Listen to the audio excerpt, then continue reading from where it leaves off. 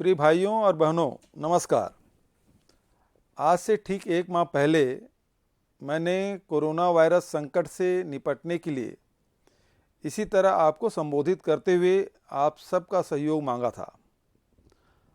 आपको सच कहूँगा, जब पहली बार कोरोना वायरस से बचाव के बारे में आपसे सहयोग की अपील कर रहा था तो मेरे मन में कई आशंकाएं थीं।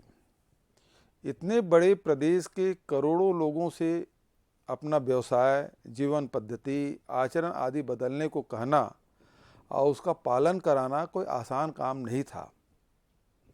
लेकिन आप सबने जो अनुशासन, संबल और संकट से निपटने की जिजीविषा दिखाई है वो विलक्षण है।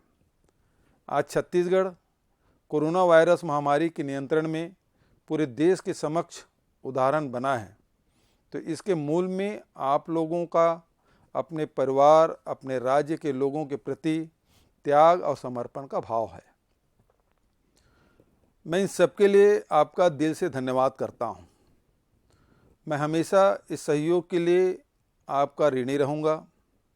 मैं धन्यवाद करना चाहूँगा सभी चिकित्सकों, स्वास्थ्य कार्यकर्ताओं, जिला और पुलिस प्रशासन, खाद्य, महिला बाल विकास, नगर निगमों, नगर पालिकाओं, जनसंपर्क विभाग के समस्त कर्मचारियों का, जिन्होंने 24 घंटे इस संकट से निपटने के लिए कार्य किया।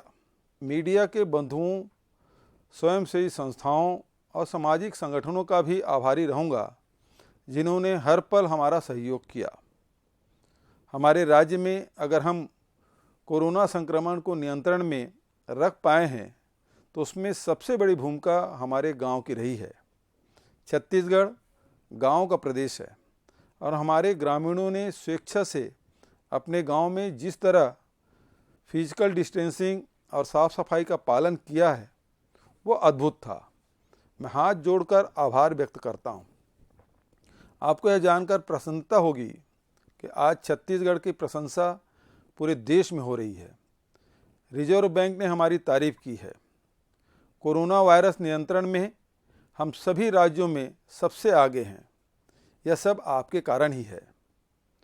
20 अप्रैल से राज्य में बहुत सारी आर्थिक गतिविधियां प्रारंभ करने पर हम विचार कर रहे हैं। गांव में मनरेगा के काम शुरू हो गए हैं।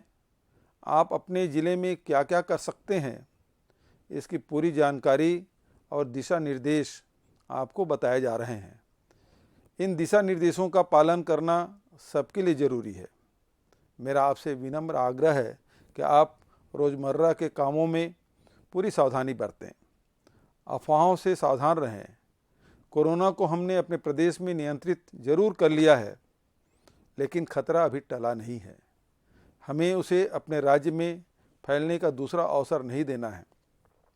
अगर आपने फिजिकल डिस्टेंसिंग का पालन किया, लगातार हाथ धोते रहे और भीड़ भाड़ से बचें तो कोरोना को राज्य में फिर से फैलने का मौका नहीं मिलेगा। एक बार फिर मैं आपको सहयोग के लिए आपका आभार व्यक्त करता हूं।